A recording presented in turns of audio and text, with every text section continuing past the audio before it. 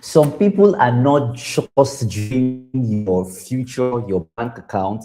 They're draining literally everything about you because you've kept them in your life for too long. Absolutely. And sometimes the biggest financial decision you will ever make, like myself, is not necessarily the job you choose or the Yeah. career path you choose to Yeah. do.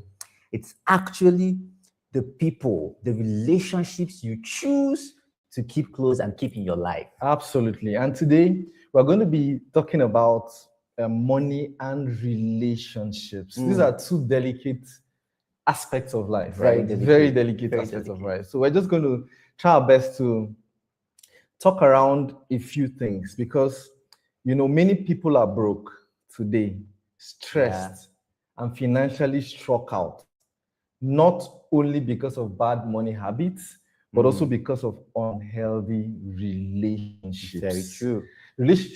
Relationships are a core part of our lives, right? Very. And so, if you've ever spent money to impress people or stayed in relationships that cost you your peace, or you've struggled financially because of the people around you, then this conversation today is for you. This conversation today is for you specifically. So we are going to be taking it one after the other. And the first thing we're going to be telling you is why money and relationships are connected. Yeah. Right? Because most of the times people think that, this is my money life, this is my relationship life.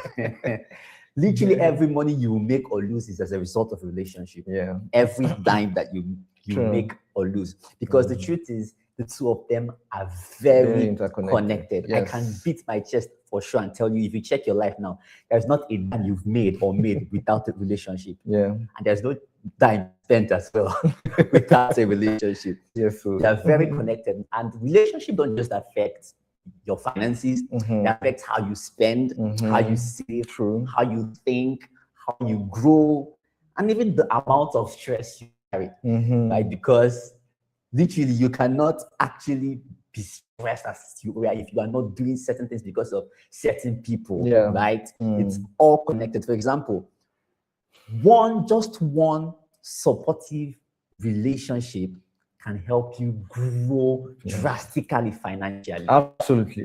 But again, one toxic relationship, Just one. can wipe out your years of, of planting and hard work, right? It can literally set you back financially light years behind. Because as a matter of fact, whether we like it or not, in one way or the other, your friends influence your spending habit. And when I say friends, I mean people that are around you, they are close to you. Romantic partners also affect your financial discipline. Imagine that you're with someone, your spouse or somebody that you're very close with, and out of love, you blow your commission. Or how financial pressure actually affects your saving. Family pressure also, and it's not a bad thing to help family, but then again, we should also understand where to draw the line because some of us, especially as firstborns or first sons, out of love, for our siblings, etc., we intend to blow our savings, forgetting that it's that savings that the seeds that's supposed to plant the trees for tomorrow. Oh, call it mama money. Mama money, exactly. Right? Wrong relationships, on the other hand, also can create emotional spending. I mean, you know how you offend someone and then they still buy me iPhone 17. No, 18 Pro Max twice. That's how now. Who are you? But on the flip side, and this is very important, good relationships also create stability and focus. Just imagine being with people or being around people that literally push you. Being around people that understand your financial level part-time. And also encourage you to, even when it's inconvenient for them, especially as a spouse, as a friend, as a sibling, but they still encourage you to at least push and hold on till you are stable, right? To your two legs on the ground, just on the ground. They are, planted in the ground, before you spend. So let us know in the comments which relationship affects you the most. Is it your friendships? Is it your family? or your spouse, maybe the person you're dating? Which of them? I would like to know in the comments as well. I think I'll start by answering that. For me, it has been my friendship. My friendship has affected my finances the most. And just a little bit of a very short story. Whilst before I moved to Abuja, right? And there's something about this man. There's something about it. You see, because he has a way of making mountains become a molehill. How do you speak English? Mountains, molehill. Molehill is made by ants, right? So it's because of, because there are certain things to you, they may look very big, like how can I go through this? But then from just one conversation, from just one, you realize what you are seeing like this can actually be seen like this. And that's what comes to having good relationships. But before we go into how to have good relationships, to having wrong relationships cost you anything. And of course they do. Because sometimes the reason people cannot grow financially is because they are carrying people they were never supposed to carry. Do you know where the truth is?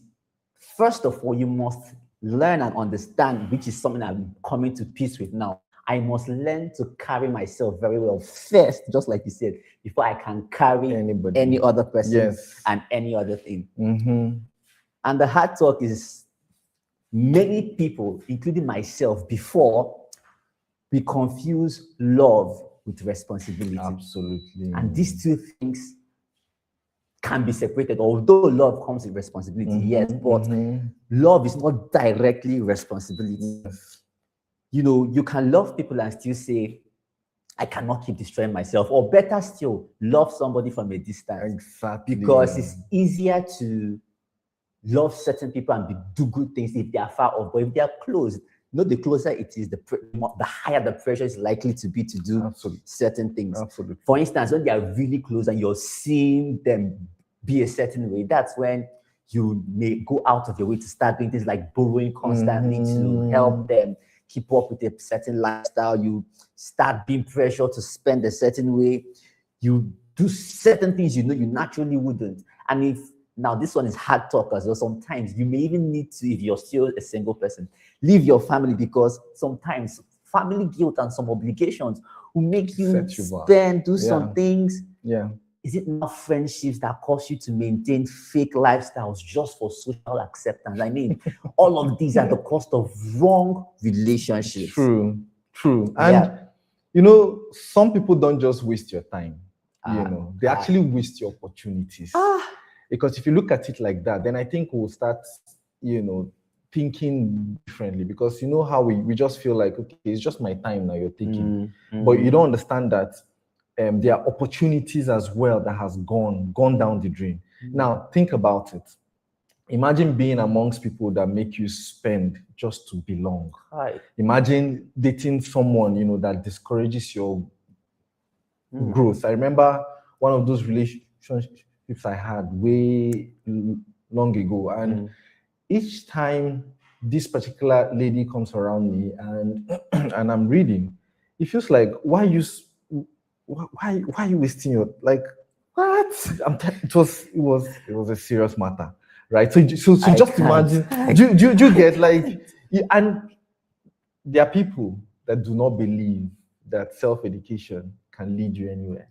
They just think that, okay, just blow one opportunity, you just blow you, and all of that. And now think about financially supporting people that literally disrespect you and disrespect your efforts all the time. There are people that I know that have seen that no matter what you do for them, right? No matter what, if you like, cut your blood and give them, it's never enough, right? Or just imagine staying in toxic environments because of emotional attachment.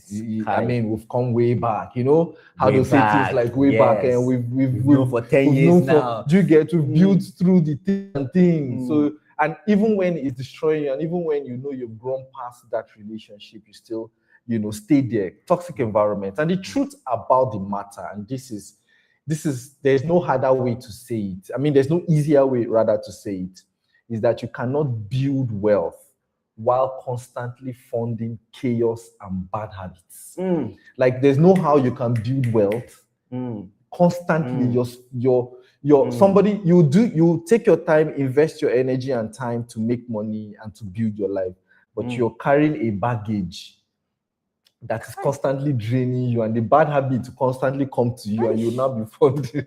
That's like a hole in a bucket that you're trying to fill it up with water. You can never get out of that. One of my mentors there used to tell me that two people in a well cannot help themselves. Yes. So if you think about it literally, Yes. it feels like you're being selfish. But in other words, he used to tell me then, because whenever I come to him with all my complaint, etc., he'll be like, Jeff, two people in a well cannot help themselves. Interpret it as you wish. So literally he's saying that, guy, help yourself first. Get out first. Then stand. Then buy rope. And buy rope, exactly. Raise money to buy rope. Yes. Then you throw the rope inside, because if two of you people are inside there's nothing you can do about it. So, in summary of this particular point, you cannot build wealth by constantly funding chaos and bad habits. Wow. You cannot build wealth by constantly funding chaos and bad habits. Now, talking about chaos and bad habits, this is one section of relationships and money that most people, even myself, we often not like to have a lot of conversation about it. And it's about love and dating and some financial red flags you can see in this. Now, let's honestly talk about this thing, right? Because many relationships fail not because there was no love, but it's because there's no financial wisdom. And just so you know, wisdom is not emotional, right? Yeah. Now, in things like this, especially for romantic and love relationships, it's important that we discuss, have conversations about debt. If there are debts we are servicing, your partner should know about it. And then also, in this aspect, some of us, I know people do male and female alike. I mean, but I believe that you that's watching, you're not like that, right? Some people actually just date for survival and not necessarily for connection. It's parasitical. They're just in it for what they can get at that time. While it may feel good in the short run, in the long run, it's always going to burn your fingers. Some people just stay in relationships for financial manipulation. This one is common in certain kinds of families. They do the gaslighting thingy all over and over. And in relationships as well, it's important that conversations about responsibility should be had, right? This generation, the Gen Zs, a lot of conversations go around this, and people say things like shared responsibility. I'm of the opinion that what works for you in your family as a couple, please stick to it. If it's sharing responsibility with your spouse, fine. If it's you carrying everything as the man, I like to, well, anyway, let's not go there. So just do what works for you. Avoid overspending to impress. If you only overspend to impress when there's no communication.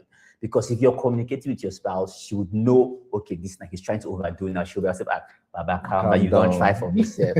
But when you're not communicating, she thinks all the money is there. And you're doing that. And then you break down, you tell her, babe, I don't have it again. I actually had to. I'm like, why you didn't have to borrow? But imagine you had told that pressure wouldn't have been there, right? And then, yes, love loves to give, right? But then, just the same way you don't confuse responsibility with love, generosity or overspending is not love as well. Yeah. These things are small things that if we converse about or have communications about them in relationships, finances can be easy. There won't be a lot of financial pressure because some people are in relationships where they are loved emotionally. Like I said, wisdom is not just emotionally. Some people are in relationships where they are loved emotionally, but they are being destroyed financially. And most people in that kind of situation, they will stay there just because they're afraid to start all over again. That's just it. Like, you're just thinking, all this time I've invested here. Yes, invested. That's the word of Yeah. Like, I've invested so much time here. Will I start all over? I mean, it's better to start all over than that thing bury you.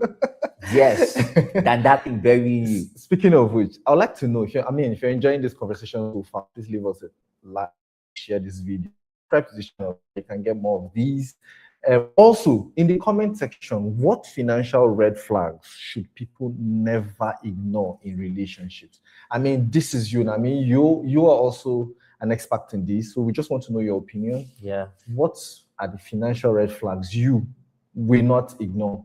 Let us see in the comment section as well. But there's a good side to having good relationship, healthy relationships, and how it affects your finances. So let us look at this for a moment. How does healthy relationships help your growth and betterment? How does this, help your growth?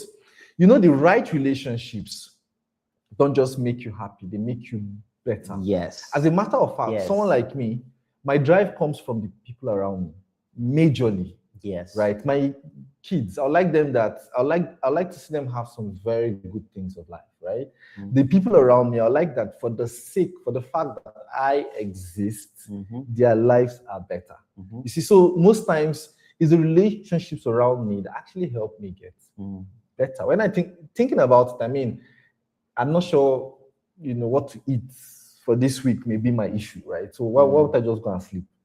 Do you get? But then again, when you think about your clients, the potential people that you're going to help, when you think about the people around you, when you think about your family, giving them a better life, So the right relationship, the point is the right relationship don't just make you happy, they make you better. They help you think clearly, they help you spend wisely, and they help you dream bigger. Having a spouse or relationship or a sibling, that believes so much in you than you even believe in yourself. Yeah. You know how they'll be like, you are gonna be great. And they show you all the possibility. That I think that works even stronger when it's a spouse. Yes. Stuff like that. So healthy relationships to work actually. Talking about that, you actually taught me something. Okay. About you. Last thing you talked about was making you dream bigger. I heard this thing first when you announced FFN, your financial freedom number. Yeah. And it's just as a result of a relationship, right? Makes you lift your financial limit or cap. You had to make me dream big, and it's one of the things healthy relationships can do. Yes. Encourages discipline, support your goals. I mean, if you say you're in a relationship with someone and then your goals is always a thing of contention, then it's not a healthy one. Healthy relationships also respect boundaries. It's okay to say, please, I will be busy for. I mean, there's an example you shared. If you do that one to me, I'll stone you my shoe. I'm reading, and you tell me, what am I wasting? I will stone you shoe. It's okay to set a boundary. See, hey, babe, guy, I can't go out with the guys today because from this time to this time, I'll be reading, I'll be studying. Healthy relationship understand boundaries. They understand that there's time to grow and all of that. Yes. And also, healthy relationships communicate honestly about money. Yes. The friends I have, I'm not shy to say, bros, account don't they go down? We can't do this right now. If you are in relationships where you can't comfortably say things are low right now, let's not, then it's a sign that it's not a good relationship. Good relationships as well celebrate your growth instead of competing. You're being encouraged to be better and not competing to be better than the other person. It's always a healthy competition, as it's called, healthy competition. Yes. And just so you know, when you're in a healthy relationship, you realize you're more productive. Why? Because peace is productive and chaos is very expensive. It is. Very expensive. Now, let's jump into that section. You have seen the cost of having wrong relationships, and you've seen the good side of having healthy relationships. Maybe you're asking yourself now, how then can we build strong relationships and also strong money habits? That's what we're going to be discussing now. So how do we balance money and relationships in a healthy way? Speaking of balance, this is very important because these two aspects are very critical aspects of our lives. Someone says that without that romance without finance is frustration. Romance without finance is frustration. Wow. So but there has to be a balance between the two, And so here are some practical things I think people can start doing, in order to balance this out. First is to have very honest money conversations. This is very hard, especially from a male point of view. As a man, the man ego always comes in when you're broke or when things are not going so fantastic. You want to just handle it yourself. I mean, I am like that, so I'm talking.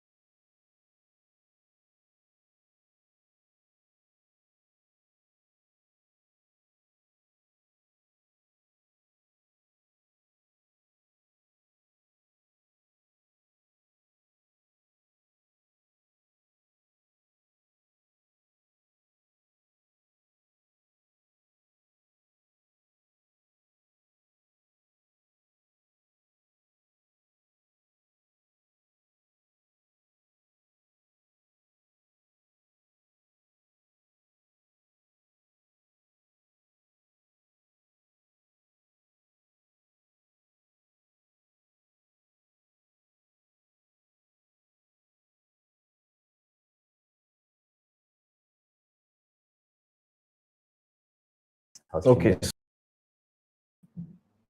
Beautiful. So let's go on. Yeah. We were saying, let's just start from practical points, balance out money and relationships. And we started by saying that first, have honest money conversations. And I was trying to say, especially from the male point of view, men have this ego, our innate desire to provide, right? And we also know that provision is part of security for your family or for your relationship. So having honest conversations can be a good way to start. If there's a debt, just be truthful about it. I mean, again, that would depend on the kind of relationship you're inside, because some conversations should not come up in the kind of relationship, but that's a good way to start, being honest about having honest money conversations. The second is, can we just stop trying to impress people? I know that the need to be accepted is part of our survival skills, because in the medieval times, in the early years, if you're not in a clan, if you're not within a group of people, your chances of survival is low. Was low, because then they lived in the wild. A wild animal can just come out from somewhere, or when neighboring clans used to attack communities. So we have grown, the human mind has grown with that mindset. That is why usually we have that strong desire to be wanted, to be among a clique, exactly. It's a survival instinct. So, but I mean, gone are those days, right, where you have to be within a clan to survive. So we can just learn to stop trying to impress people. It's a difficult thing to do, but having it at the back of your mind will help. I mean, that is one of the biggest freedoms you ever have, right? Learning to stop impressing people. Another is learning to say no. And again, still from the need to be accepted. Sometimes we feel like if we say no, we have lost a friend. Exactly. Right. That happens a lot. And then let the person go. Like, I mean, let the person go. Like, it's not as easy as I'm saying it, but I think the earlier we start accepting the fact that we can actually say no, like being assertive. Okay, I don't want to do this. And this happens a lot with, especially as in finance. I'll just leave it at that. Just protect your finances without being guilty. That you have money in your account does not mean that you can afford to spend it. This is something that we need to learn. And so think about it like this. Sometimes I think about it like this. When there's all this guilt tripping, or all this, say I'm dying, or give me this money and all of that, I used to think about it like this. What if this money wasn't in my account? What would have happened? Right. Yes, no. So we feel guilty because we know that money is in our account. But then again, what if that money is in your account, but you can't afford You can't afford it. That you have money does not mean you can afford everything.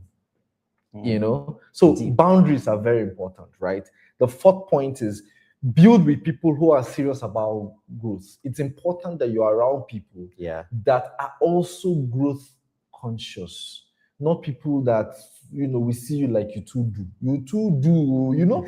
I mean, in my mind, what the I can't heck? stand that. Do you get? So yeah, and you know, it still boils down to that saying no. You need to be accepted. You don't, I mean, it doesn't have to be around people that have shared values with you. This is very important because discipline is important in managing really finances and relationships. And then, yeah, these are a few of the points. So let's talk about separating emergencies and manipulations. Gaslighting, like you said. See, you said something very strong. And that's all I can say is not every crisis is your responsibility. Yes. Because what if that money, like you said, was not in your account? Exactly. Right? What if it wasn't there? I've actually taken my time to look back and check these things. When that person comes crying, begging, and all of that, do you realize that if you are disciplined enough and say no, that person will not die? Nothing will happen. It goes on. Life just goes on. Life just goes on. And sometimes we even feel the person will remember to be announcing. You should know you did not. Sometimes they even forget that they even asked you from that period. It's just things are bad. They're asking everybody. And after a while, when that period even goes by, you're thinking, hey, this guy that I didn't give money that time. But they see you and they didn't forget the actual money. They just flow with you. You can see it's all in our minds, right? So, sorry, another thing to add there is that sometimes, like I said earlier, we are funding people's irresponsibilities. Yeah. So what if you have finished suffering, you know, deprived yourself stuff, planned and saved? Meanwhile, this other person did not plan and save and did not deprive himself. He balled. And then when there's now time for need, you that now planned and saved, they'll now come to you to come and rescue their irresponsibility and fund their lifestyle, their chaos. Five foolish virgins. That's by the way.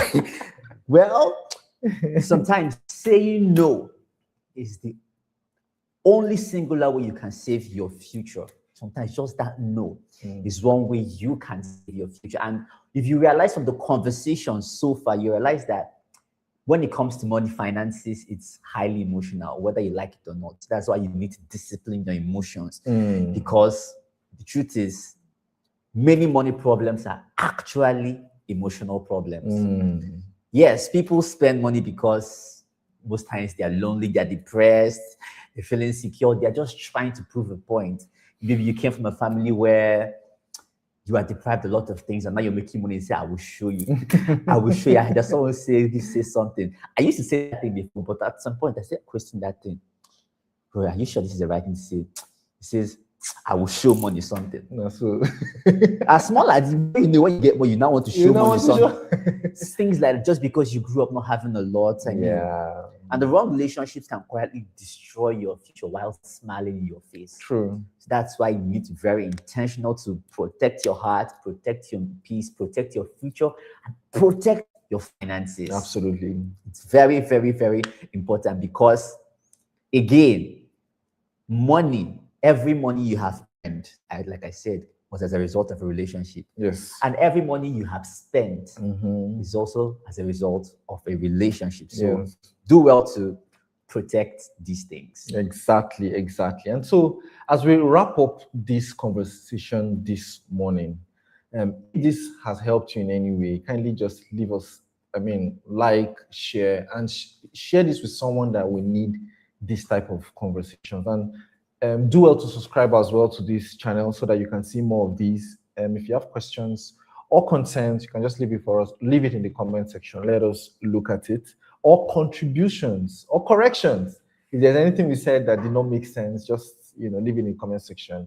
But most importantly, we also want to learn from you. What is the biggest lesson you have learned about money and relationship? These are two areas of our life that we like to shy away from, especially people like us that are very business conscious. We kind of want to leave these other places of our lives. Just focus. Just keep going. But it's important that we also learn from you. So let us know in the comments, what is the biggest lesson you've learned about money and relationships? Yes. All right, that's going to be it for today. Also, don't forget to subscribe to our channel. Don't forget to like the live, and also click on the notification bell so you can join us the next time where we'll be having conversations like this or other content that we put out that will definitely help you grow. Absolutely. So until we come your way the next time, bye for now and enjoy a great day.